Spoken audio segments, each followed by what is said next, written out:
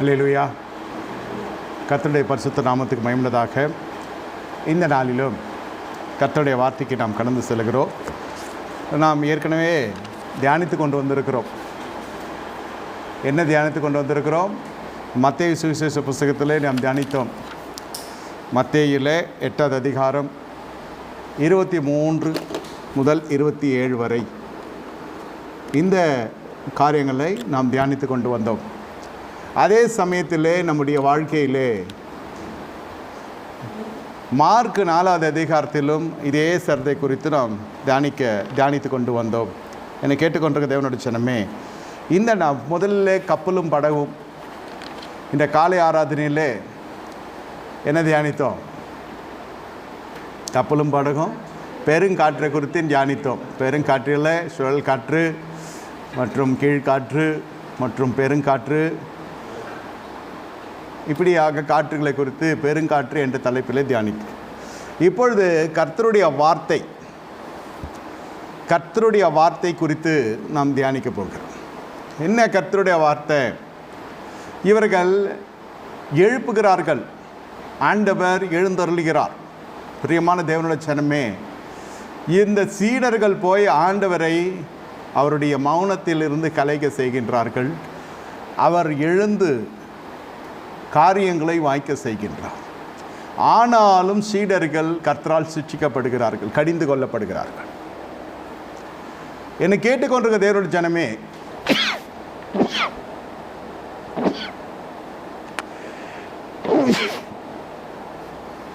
இந்த நாளிலே கர்த்தருடைய வார்த்தைக்கு நேரே நீங்கள் கடிந்து கொள்ளப்படுகிறீர்கள்.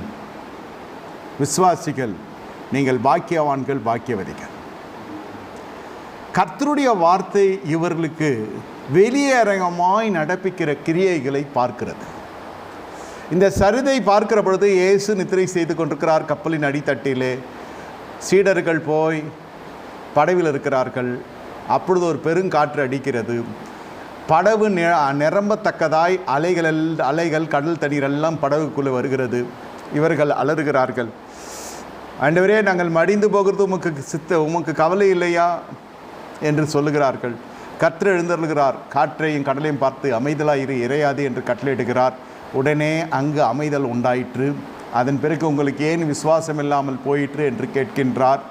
அந்த ஜனங்களுக்கு இவர் யாரோ எவரோ, காற்றும் கடலும் இவர்களுக்கு கீழ்ப்படுகிறதே இவருக்கு என்று சொல்லி ஆச்சரியப்படுகிறார்கள். இந்த இரவு வேளையிலே நாம் தியானிக்கிறது கர்த்தரோட வார்த்தை. கர்த்தரை எழுந்தருளுகிறது உண்மை என்றால், ஒரு இடத்துல கர்த்தரை எழுந்தருளுகிறார், தேவன் எழுந்தருளுகிற ஸ்தலம் கர்த்தருடைய வார்த்தையினால் நிறைந்திருக்கும். இதை சுற்றி வார்த்தை எழுதி வைக்கிறது பெரிய காரியம் அல்ல. இங்கிருந்து புறப்பட வேண்டும், பலிபீடத்திலிருந்து புறப்பட வேண்டும். வார்த்தை எழுதி வைத்து வாசிக்கிறது இல்லை. கர்த்தருடைய வார்த்தை தேவன் எழுந்தருள் இடத்துல கர்த்தருடைய வார்த்தையை எழுந்தருளும். நன்றாக தெரிந்து கொள்ள முடியும். அப்பொழுது தெரிந்து கொள்ளப்பட்ட ஜனங்கள் தான் அந்த இடத்துல காணப்பட முடியும். அநேகர் வருகிறார்கள், அநேகர் போகிறார்கள், தங்களுடைய காரியங்களை முடித்தொன்னு போய்விடுகிறாங்க. தேவனுடைய செய்கை வெளிப்படுகிற இடம் ஒன்று இருக்கிறது. தேவனுடைய ஆவி வெளிப்படுகிற ஒரு இடம் இருக்கிறது. ஆனால் கர்த்தருடைய வார்த்தை வெளிப்படுகிற ஒரு இடம் இருக்கிறது. நீங்கள் ஆழமாய் பார்க்க வேண்டும். கடலின் தண்ணீரெல்லாம் படகுக்குள்ளே வருகிற பொழுது நித்திய கண்டம் பூர்ணாய்ச்சி, இருப்போமோ பிழைப்போமோ என்றெல்லாம் வருகிறது. நீங்கள் வீட்டில் இருந்து கொண்டு இதோடு இணைக்கப்பட்டிருந்தாலும் தவறு இல்லை. உங்கள் சூழ்நிலை வெளிநாட்டிலிருந்து இதை பார்க்கிறீர்கள், அந்த விசுவாச கர்த்தர் கனம் பண்ணுவார். ஆனால் உங்களுக்கு தெரிந்திருக்க வேண்டும், கர்த்தருடைய வார்த்தை எழுந்தருளுகிறார். தேவன் எழுந்தருளுகிறார் ஒரு ஊழியத்தில் என்றால் தேவனுடைய வார்த்தை உங்களுக்கு வந்து சேர வேண்டும். இயேசு நேசிக்கிறார், இயேசு அன்பாக இருக்கிறார் என்பதெல்லாம் தவறான வார்த்தை அல்ல. இவைகள்லாம் ஆரம்ப காலத்திலே இந்த விதைகள் தான் பெரிய மரங்களாய் பின்னாட்டிலே வருகிறது.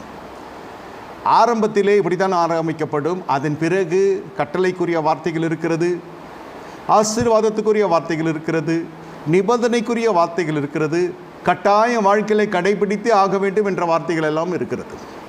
வார்த்தைகளிலே இவ்வளவு காரியங்கள் நம்முடைய வாழ்க்கையிலே காணப்பட்டு கொண்டிருக்கிறது. என்னை கேட்டுக்கொண்டிருக்க தேவனுடைய ஜனமே, இந்த வார்த்தை எதற்கு இந்த புயல் வந்தது என்று சொன்னால், நாம் பார்த்தோம் பெருங்காற்றிலே இதெல்லாம் தியானித்து விட்டோம். இந்த படவிலே இவர்கள் இருந்த ஒரு நிலையும் கப்பலிலே இவர்கள் உள்ளே பிரவேசிக்க முடியாது இருந்த அந்த இடைவெளியினுடைய காரணத்தையும் முதல் பாகத்தில் நாம் தியானித்தோம். 2வது பாகத்திலும் 3வது பாகத்திலும் அந்த பெருங்காற்றை குறித்து தியானித்தோம். இப்பொழுது 4வது பாகமாய் வருகிறது. இது இந்த பாகத்தில் என்ன சொல்லுகிறப்படுகிறது என்றால், கர்த்தருடைய வார்த்தை இவர்கள் தனிப்பட்ட விதத்திலே அறிய வேண்டும். இவர்கள் ஆச்சரியப்படுகிறாங்க, சரீரத்தை பார்த்து ஆச்சரியப்படுகிறாங்க. கிறிஸ்துவின் சரீரத்தை பார்த்து இவர் யாரோ, இவர் எவரோ, காற்றும் கீழ்ப்படுகிறது, கடலும் கொந்தளிக்கிற கடலும் இவருக்கு கீழ்ப்படுகிறது என்று சொல்லி ஆச்சரியப்படுகிறாங்க.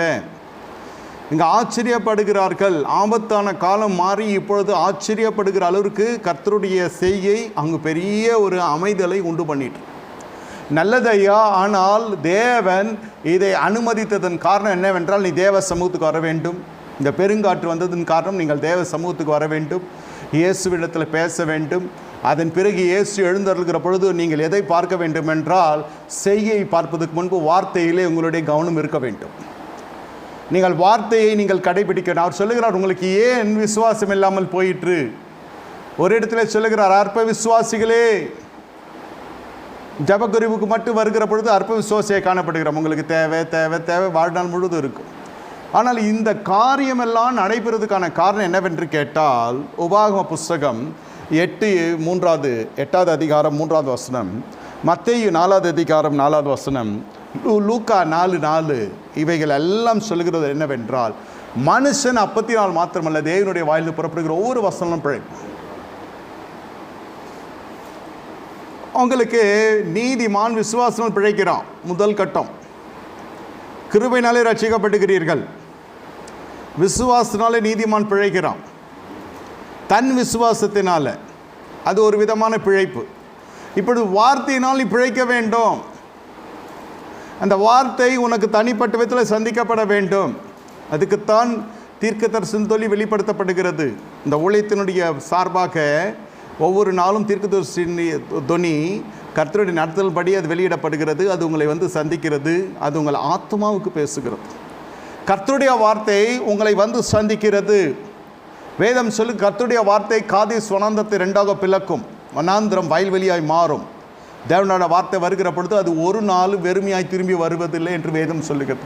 எந்த நோக்கத்தோடு அது புறப்பட்டு வருதோ அந்த நோக்கத்தை நிறைவேற்றுகிறதா அந்த வார்த்தை காணப்படுகிறது.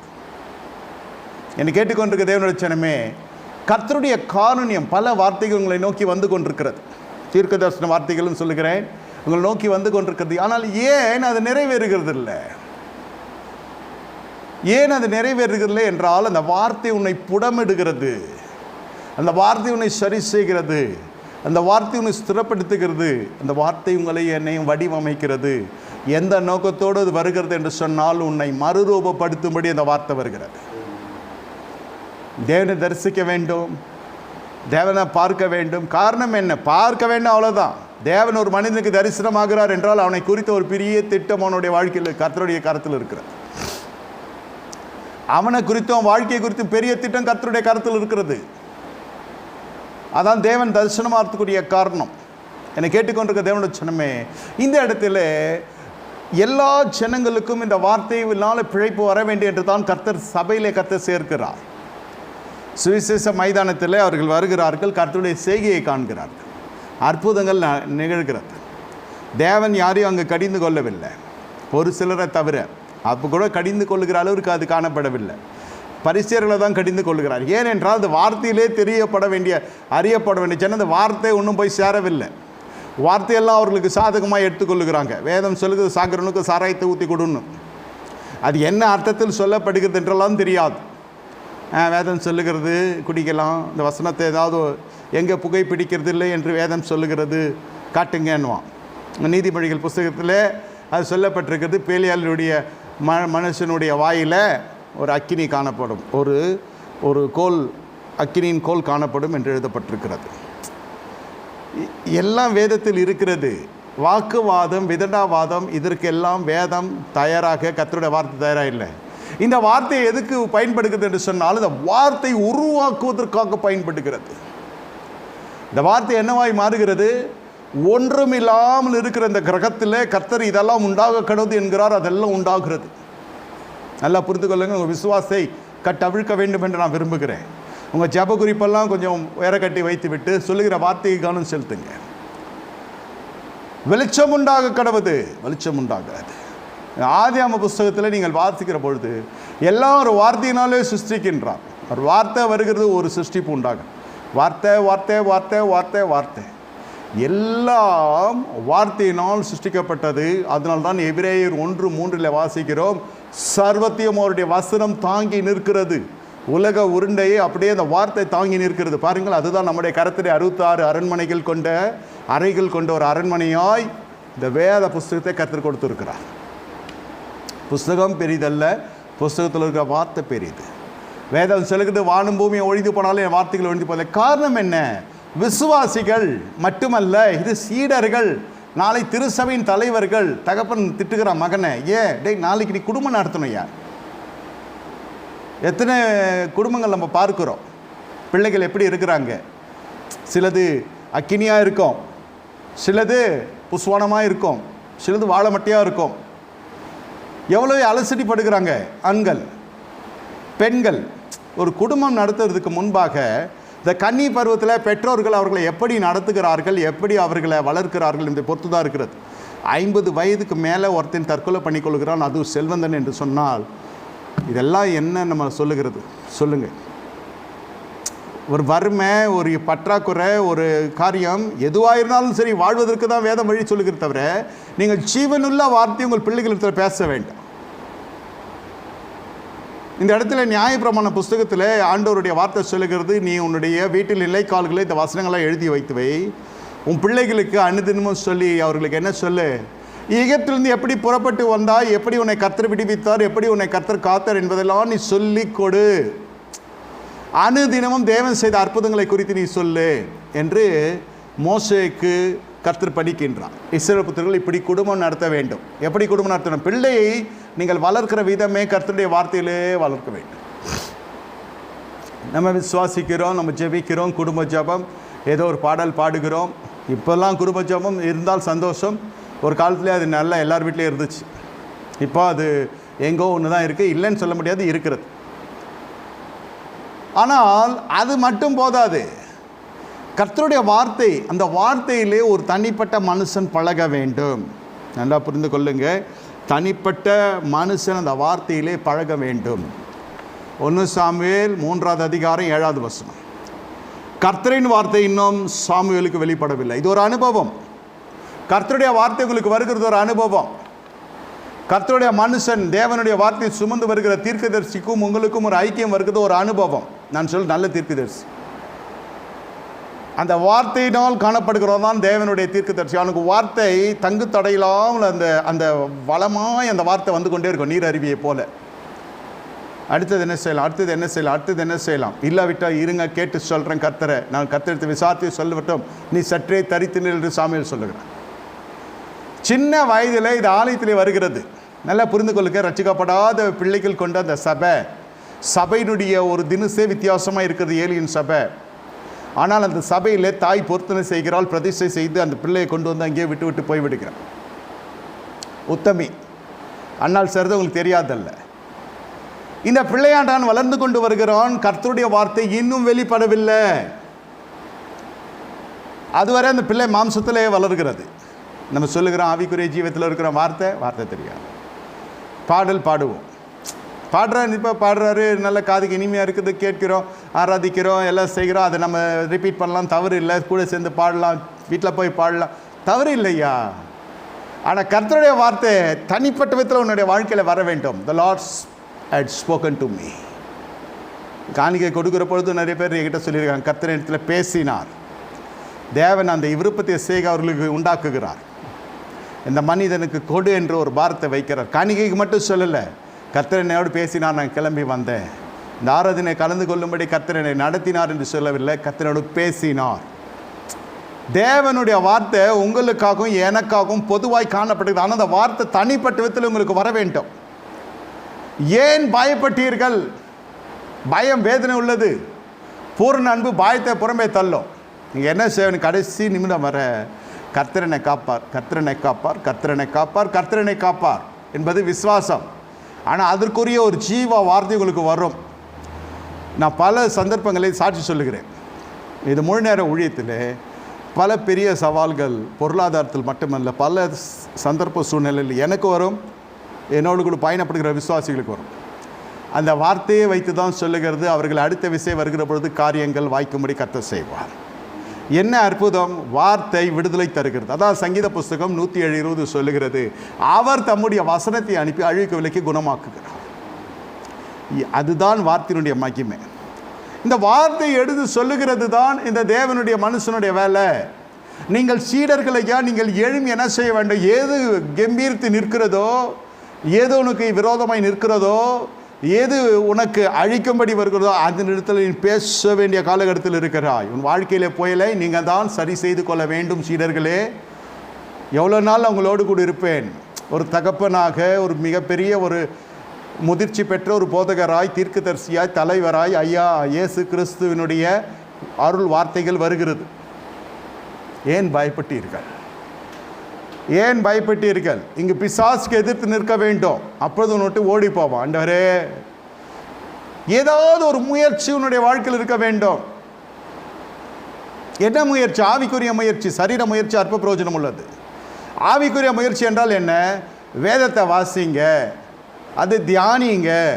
அப்பொழுது உங்களுக்கு வெளிப்படாத ரகசியங்கள், அறியப்படாத ரகசியங்களும் வெளியாக்கப்படாத மறைப்பொருள்கள் எல்லாம் கர்த்தர் வெளிப்படுத்த வல்லவராக இருக்கிறார். நீங்கள் நேர பிரசங்கத்துக்கு மட்டும் வேத புத்தகம் ஒன்றும் வராது. திடீர்னு போய் உங்களை சமைக்க சொன்னால், இல்லை திடீர்னு போய் ஒரு காரியத்தை செய்ய சொன்னால், பழக்கமே இல்லாத ஒரு காரியத்தில் நீங்கள் 10 பேருக்கு மத்தியில் போய் பழகினால் எப்படி இருக்கும்? பயிற்சியாக, முயற்சியும் பயிற்சியும் தான் உனக்கு ஒரு பக்குவத்தை கொண்டு வரும். உங்களுக்கு தினமும் படிக்கிற பொழுது வேதத்தை எடுத்து எழுதி அது என்ன நமக்கு கர்த்தர் பேசுகிறான்றலாம் எழுதி வைங்க. அது பார்க்குறதுக்கு சிலருக்கு பைத்தியக்காரத்தனமாக இருக்கும். ரட்சிக்கப்பட்ட நமக்கோ இதெல்லாம் தேவ பலனாக இருக்கும். ஒவ்வொரு வசனம் ஒவ்வொரு விதமாய் பேசும். இது சீடர்களுக்கு வார்த்தையினுடைய ஆழம் இல்லை. அற்ப விசுவாசிகளே, எப்படி இந்த விசுவாசம் அற்பமாய் போகுது என்றால், விசுவாசம் கேள்வினால் வரும், கேள்வியோ வேத வசனத்தினால் வரும். இது வேதத்தை கேளாதபடி தன் செவியை சாய்த்து கொள்ள ஜபம் அருவருப்பானது. சில பேர் ஜெபிப்பான், வார்த்தை என்பது என்றுமே தெரியாமல் போய்விடும். அதனால தான் வாழ்க்கையிலே பல பிரச்சனைகள் அவரால் நிற்க முடியவில்லை. திடீர் என்று சந்தர்ப்பத்துக்கும் சூழ்நிலைக்கு தன்னை அடிமையாக்கி கொள்ளுகிறாங்க. இந்த வார்த்தையில் நிற்கிற பொழுது என்ன நடக்கும் என்றதும் நான் சொல்ல விரும்புகிறேன். இந்த வார்த்தையிலே நடத்தப்படுகிற பொழுது, இந்த வார்த்தையிலே நீங்கள் நிற்கிற பொழுது, இந்த வார்த்தை என்ன செய்யும் என்றால் உங்களை விருத்தி அடைய செய்யும், உங்களை வளத்துக்குள்ளே நடத்தும், உங்களை செழிப்புக்குள்ளே நடத்தும், உங்களை ஒரு ஆள் தத்துவமே மாற்றி அமைக்கப்படும். பாவியாக இருக்கிற மனுஷன் பரிசுத்தமாய் மாறி, அவன் விசுவாசியாய் மாறி, அவன் நீதிமானாய் மாறிவிடுகிறான். அதனால தான் வேதம் சொல்லு, மனுஷன் அப்பத்தினால் மாத்திரமல்ல தேவனுடைய வாயிலில் புறப்பட ஒவ்வொரு வசனம் பிழைப்பான். இந்த அனுபவம் இருந்தால்தான் எதிராளியை நீங்கள் மேற்கொள்ள முடியும், சத்ருவை நீங்கள் மேற்கொள்ள முடியும். இல்லாவிட்டால் உங்களாலும் என்னாலும் ஒன்று காலையும் அப்படி நவுத்த முடியாது. அடிப்படை தேவைக்கு இயேசு கிறிஸ்துவுக்கு ஒரு பிரச்சனை வருது, வார்த்தையினாலே பேசுகிறார். மனுஷன் அப்பத்தினால் மாத்திரமல்ல தேவனுடைய வாயிலில் புறப்பட ஒவ்வொரு வசனம் பிழைப்பான். காரணம் என்ன? 40 நாளும் 40 இரவும் அதிலே அவர் பயிற்சி அபியாசப்படுத்தி கொண்டிருக்கிறார். அதை அவர் நடைமுறையில் செயல்படுத்தி கொண்டிருக்கிறார். நடைமுறையில் செயல்படுத்தி கொண்டிருக்கிறார். பிரியமான தேவனுடைய ஜனமே, இந்த இரவு வேளையிலே உங்களுடைய வாழ்க்கையிலே கர்த்தர் சொல்லுகிற ஒரு காரியம், உங்கள் இருதயம் கலங்காதிருப்பதாக. உங்கள் இருதயம் கலங்காதிருப்பதாக. உன் கூட கர்த்தர் ஆசீர்வதிக்கிறது உறுதி. ஆனால் ஆசீர்வாதத்தை எப்படி பெற்றுக்கொள்ள வேண்டும் என்று தேவனுடைய ஜனங்கள் அறிந்திருக்க வேண்டும். திருசபை தலைவாசலாக இதற்கு காணப்பட்டு கொண்டிருக்கிறது. இப்பொழுது கர்த்தருடைய வார்த்தை சாமுவேலுக்கு வருகிறது. சாமுவேல் சின்ன பிள்ளை தான் வருகிறது. இது இந்த வயதில் தான் வரும் என்பதல்ல. கர்த்தர் மீது வைத்திருக்கிற தாகத்தை பொறுத்து கர்த்தர் எவரையும் கர்த்தர் ஆசீர்வதிக்க வல்லவர், எவனையும் கர்த்தர் உயர்த்த வல்லவர். உயர வேண்டும் என்ற அந்த வார்த்தையை படிக்கக்கூடாது, நாம் அறிய வேண்டும் என்று படிக்க வேண்டும். கற்றுக்கொள்வர்களாக இருக்க வேண்டும் தவிர கற்றுக் கொடுக்க வேண்டும் என்று படிக்கக்கூடாது. நான் கற்றுக்கொள்ள வேண்டும். முதிர் வயது ஆனாலும் இந்த வேதம் வேதம் வேதம் தான். அது என்னை பேதரை ஞானியாக்குகிறது. தேவனுடைய வார்த்தை, உம்முடைய சத்தியத்தை என்னுடைய இருதயத்தில் வைத்தபடியினாலே நான் பாவம் செய்ய முடியவில்லை. சங்கீதக்காரன் சொல்ல 119 சங்கீதத்தில், உம்முடைய சத்தியத்தை வசனத்தை தியானித்தபடியினாலே முதிர் வயது உள்ளவரை காட்டிலும் நான் ஞானம் உள்ளவனாய் காணப்படுகிறேன். தேவனுடைய மனுஷன் இப்படியாக சொல்லுகிறான். உங்களுக்கு ஞானம் இல்லையா? கர்த்தருடைய வார்த்தையை படிங்க. நான்லாம் தேவனுடைய வார்த்தைக்கு தான் முக்கியத்துவம் கொடுத்து அதுக்கு பின்னாடி பார்த்தால் என் பேருக்கு பின்னாடி பல பட்டங்களை கர்த்தர் கொடுக்க ஆரம்பித்தார். இதில் போக போக போக உலக பிரகாரம் ஆசீர்வாதங்கள் உயர ஆரம்பிக்கிறது. இது ரகசியம். The more you depend on God and depend upon His word, and God lifts your secular life. The more you concentrate on the secular life, you may not be lifted up as you think. That's what many stands in dream, many people living in dreams not coming into pass. இது உண்மை. இது கனவுலே எல்லாம் இருக்கும், அவன் வாழ்க்கையில் விருத்தி அடைய முடியாது. எல்லா ஞானம் இருக்கும், ஒன்றும் வாய்க்காமே போகும். கர்த்தருடைய வார்த்தை உன் ஆத்மாவுக்கு தேவை. உள்ளான மனுஷன் பசியாக இருக்கிறான், அவனுக்கு தேவை வார்த்தை. இங்கே கொடுக்கறது 1 மணி நேரம் வார்த்தை வாழ்க்கையை மாற்றுக்கிறது இல்லைன்னு சொல்லவில்லை. ஆனால் தனிப்பட்ட விதத்தில் நீங்கள் வேதத்தை வாசித்து கொண்டே இருக்க வேண்டும். அல்லும் பகலும் இரவிலும் பகலில் நீங்கள் வேதத்தை வாசித்து கொண்டே இருக்க வேண்டும். காலைல ஒரு அதிகாரம், நைட்டு ஒரு அதிகாரம் படிங்களேன், படித்த அதிகாரத்தை தியானிங்களேன், நீ செய்வதெல்லாம் வாய்க்கும். இதை செய்ய செய்ய என்ன நடக்கும்னா, துன்மார்க்கம் ஓடி போயிடும், பாவி ஓடி போயிடும், பரியாசக்கர் ஓடி போயிடும். எனக்கு எத்தனையோ நண்பர்கள், ஒவ்வொரு பகுதியிலும் 100கணக்கான நண்பர்கள் எங்கே போனார்கள் என்று தெரியவில்லை. இருக்காங்க, இல்லை. இந்த வேதத்தை தியானிக்க தியானிக்க தியானிக்க தியானிக்க தியானிக்க எது தேவையோ அதை கர்த்தர் கொண்டு வந்து நிறுத்திடுவார். எந்த ஜனங்கள் நமக்கு தேவையோ அந்த ஜனங்கள் நம்ம நம்முடைய சமூகத்தில் கர்த்தர் கொண்டு வந்து விடுவார். எந்த ஜனங்கள் நமக்கு தேவையில்லை என்று நாம் நினைக்க வேண்டாம், கர்த்தர் நினைக்கிற அந்த ஜனங்களை கர்த்தர் அனுப்பி விடுவார். எல்லாம் ஒரே பட்டத்தில் வாழலாம், ஒரே இடத்தில் இருக்கலாம், ஆனால் ஐக்கியம் இருக்காது. காரணம், கர்த்தருடைய வார்த்தை பகைமையை உண்டாக்கும். நீங்கள் ஆச்சரியப்படுகிறீங்க, நல்லதான் சொல்லி கொண்டு இருந்தீங்க, சுகமாகவும் அற்புதம் நடக்கும், செய்வதெல்லாம் வாய்க்கும், ஞானம் வரும், அது வரும், இது வரும்னு நல்லா இருந்துச்சு, காது குளிர. இப்போ என்ன எப்படி சொல்கிறீங்க, பகைமை வரும்னு? எனக்கு திருப்பி கொள்ளுங்க. ஆதியாகம புஸ்தகம் 37வது அதிகாரம் 8வது வசனம். சுருக்கமாக சொல்கிறேன். ஆதியாகம புஸ்தகம் 37:8 என்ன சொல்லுகிறது என்றால், யோசேப்பை அதிகமாய் பகைத்தார்கள். எதினால? இந்த வார்த்தை நிமித்தம் என்று எழுதப்பட்டிருக்கிறது. யோசேப்பு சொன்ன வார்த்தை நிமித்தம். நீங்கள் யாருடைய வார்த்தை? அது கர்த்தருடைய வார்த்தை. யோசேப்பு சொன்னது சொந்த வார்த்தை இல்லை, தரிசனத்தை பார்க்கிறான், சொப்பனத்தை காண்கிறான், அதற்குரிய வியாக்கியானத்தை எடுத்துக்கொண்டு போய் சகோதரத்தில் சொல்லுகிறான். அந்த சகோதரர்கள் ஒரு பகைக்க ஆரம்பிக்கிறார்கள். அதன் பிறகு ஒரு சொப்பனம் வருகிறது, தகப்பனுக்கு தாய்க்கும் போய் சொல்லுகிறான். அது யாக்கோபுக்கு கடும் கோபமாக்கி விடுக்கிறான். நாங்கள் என்ன தாளை குனிந்து பணிந்து மண்டிட்டு உன் காலில் வந்து விடுவோம்னு நினச்சியா? யாக்கோபையா கேட்குறார். இத்தனையோ முறை தேவனை தரிசித்திருக்கிறார், ஆனால் இந்த மனுஷன் இடத்திலே கர்த்தருடைய வார்த்தை கூடாரமிட்டிருக்கிறது என்பதை அந்த அறிவும் இல்லை, அந்த ஒரு இருதயமும் கணிக்கிற அந்த ஆவியின் பக்குவமும் இல்லை. ஏனென்றால் யோசேப்பு அவருடைய சொந்த குமாரன், சின்னவனாக இருக்கிறான், எல்லாருமே சிறியவனாக இருக்கிறான். இந்த சின்னதை ரொம்ப நேசிக்கிறான் தகப்பன். அதுக்கு பல வர்ணம் அங்கே போட்டு உடுத்தி விற்று பார்த்து அதை கொஞ்சம் மகிழ்கிறான், கெஞ்சி மகிழ்கிறான். அதனுடைய பேச்சு, அதனுடைய சுபாவம், அதனுடைய சிரிப்பு, அதனுடைய அழகு, அதனுடைய எல்லா காரியமும் அந்த தகப்பனுக்கு பிடித்து விட்டது. கடைசி நாட்கள் அது பிறக்கிறது. யோசேப் என்றால் யாக்கோபுக்கு கொள்ளை பிரியும், ஆனால் மாம்ச ரீதியில். எனக்கு இந்த போதகரை ரொம்ப பிரியம். எனக்கு நிறைய பேர் எனக்கு இப்படிப்பட்ட ஒரு ஐக்கியத்தில் இருக்கிறாங்க. எல்லாம் கூகுளில் வராது, சபைக்கு வராது, எல்லாம் முடித்ததுக்கப்புறம் வரும். ஆமாம், இது சரீர ரீதியாக சிலருக்கு பிடிக்கும், தீர்க்க தரிசனம் பிடிக்கும், செய்தி பிடிக்கும், மற்ற அதர் ஆக்டிவிட்டீஸ் என்னென்னலாம் செய்கிறோம் அதனுடைய காரியங்கள் எல்லாம் அவர்களுக்கு ரொம்ப பிடிக்கும், இல்லைன்னு சொல்லலை. ஆனால் இந்த இடத்துல ஆவிக்குரிய மனுஷனாய் வீட்டில் ஒரு தீர்க்கதரிசி எழும்புகிறான் என்ற ஒரு அறிவே இல்லாமல் போய்விட்டது யாக்கோபுக்கு. தீர்க்கதரிசியான மனுஷன் தன் சொந்த குடும்பத்தில் முதலில் பகைக்கப்படுகிறான், தன் சொந்த தேசத்தில் பகைக்கப்படுகிறான். தீர்க்கதரிசியின் அபிஷேகத்தை சொல்லுகிறேன். இந்த வார்த்தை சொன்ன உடனே பகைமை உண்டாகிறது. இந்த பகைமை உண்டான உடனே கர்த்தர் என்ன செய்கிறார்? அந்த பிள்ளையாண்டனை அப்படியே தள்ளி கொண்டு போகிறார். நீங்கள் வார்த்தையினால் பிறப்பிக்கப்பட வேண்டும். உயர்வுக்கு முன்னே அந்த வார்த்தை தான் உங்களை பாவம் செய்யாமல் காத்து கொண்டு இருக்கும். அந்த வார்த்தை என்ன செய்யும் என்றால் உங்களை பாவத்துக்குள்ளே நடத்தாது. பாவம் உங்களை கண்டு ஓடிடும். அதில் ஜனங்களுக்கு வெறுப்பு அதிகமாகிறது. உலகத்தின் ஆவியை தரித்த ஜனங்களுக்கு பவுலுக்கு அந்த வார்த்தை வருகிறது. அப்போஸ்தலருக்கு அந்த வார்த்தை வருகிற அந்த வார்த்தை பிரசங்கிறார்கள். ஜனங்கள் மூர்க்க வெறி கொண்டார்கள் மீது அப்படியே பாய்கிறார்கள். ஏன் எங்கேருந்து அந்த ஆக்ரோஷமாக இருக்கு? என்னையா சொன்னாந்தாலும் கர்த்தருடைய வார்த்தை தானே சொன்னான், கெட்ட வார்த்தை பேசுனானா? நல்லா புரிந்து கொள்ளுங்கள். நீங்கள் தேவனுடைய சிங்காசனத்துக்கு நேரி அமர்ந்திருக்கிற ஜனங்க, தேவனுடைய சமூகத்தில் வீட்டிருக்கிற ஜனங்க, கர்த்தருடைய வார்த்தைக்கு நெருக்கமாய் வர வேண்டிய ஜனங்கள். அதுக்கு தான் இந்த வார்த்தையை கர்த்தர் அனுப்புகின்றார். அந்த வார்த்தை வருகிற பொழுது நன்றாக புரிந்து கொள்ளுங்கள், உங்களுக்கு கூடவே என்ன நடக்கும் என்றால், அந்த வார்த்தை பெற்றுக்கொள்கிற பொழுது ஒரு சோதனைக்காரன் வருகிறான். ஏதேன் தோட்டத்தில் சோதனைக்காரன் வந்து யார் வீட்டிலே பலவீனமாக இருக்கிறார்கள் பார்க்கிறான். மனைவியானவள் பலவீனமான பாண்டம் அவளிடத்திலே போய் கர்த்தருடைய வார்த்தை இப்படி சொல்லிட்டோம் என்று சொல்லி மாம்சத்தை தூண்டுகிற அவளுக்கு பேசுகிறான். சர்ப்பம் பேசிட்டு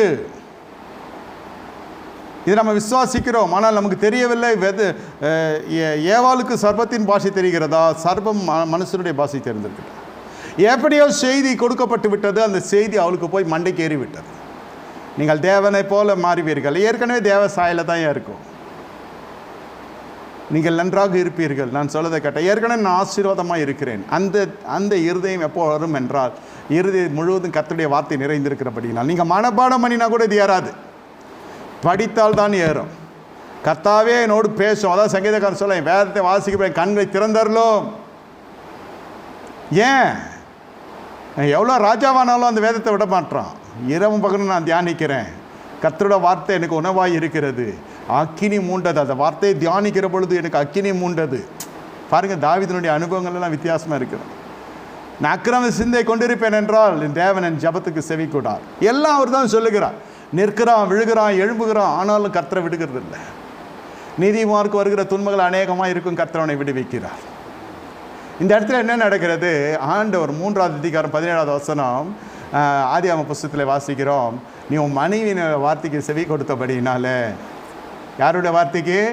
நீ கர்த்தருடைய வார்த்தைக்கு பூர்ணமாக இல்லைன்னா நாய் பேய் பூனை எல்லாம் குறுக்க வரும்.